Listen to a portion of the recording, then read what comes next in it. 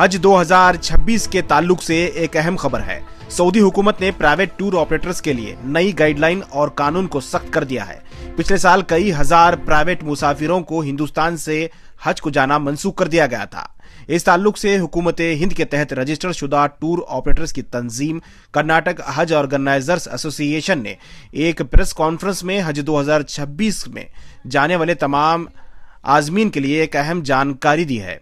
कर्नाटक हज organisers association के chairman Iqbal Ahmad Siddiqui, president Shaukat Ali सुल्तान, general secretary Shafi Ahmad ने बताया कि जो लोग हज 2026 को जाना चाहते हैं वो अभी से बुकिंग कर लें।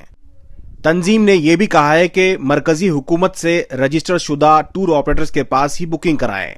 कम कीमत का झांसा देकर कुछ टूर ऑपरेटर्स जो कि मंजूर शुदा नहीं है वो लोगों को ठग रहे हैं और कुछ लोग इसमें बेवकूफ भी बन रहे हैं। इन्होंने कहा कि इससे होशियार रहें। अगर आप मरकजी हुकूमत के रजिस्टर्ड शुदा टूर ऑपरेटर्स की जानकारी चाहते हैं तो कर्नाटक हज ऑर्गेनाइजर्स एसोसिएशन के वेबसाइट पर जाकर जानकारी हासिल कर सकते हैं या फिर हज ऑर्गेनाइजर्स एसोसिएशन के मेंबरान से राब्ता कर सकते हैं।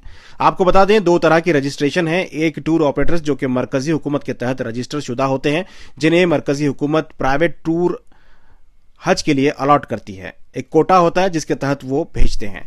दूसरे जो उमरा भेजते हैं, जिन्हें हज भेजने की इजाजत नहीं होती, लेकिन कुछ लोग उमरा भेजने वाले भी बुकिंग लेते हैं, जिसकी वजह से कई दुश्वारियों का सामना करना पड़ता है। आप तमाम से गुजारिश है कि इस वीडियो को गौर से सुनें और दूसरों तक भी पहुंचाएं, ताकि जो लोग 2026 में हज को जाना चाहते हैं उन्हें किसी तरह का नुकसान न हो।